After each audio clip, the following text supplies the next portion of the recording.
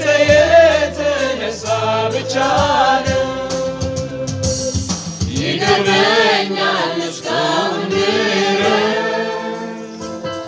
በፊትህ ቆሜ ስመላለስ የተከልከኝ የቅዱስ ቃል ስራ ይገርመኛል ምሕረትህ ስራ ይገርመኛል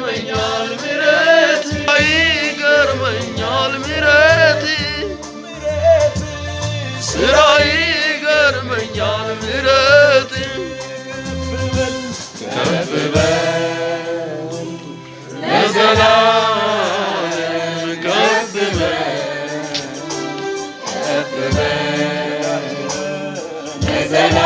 ለዘላለም ከፍ በል ተባረክ ለዘላለም ተባረክ ተባረክ ለዘላለም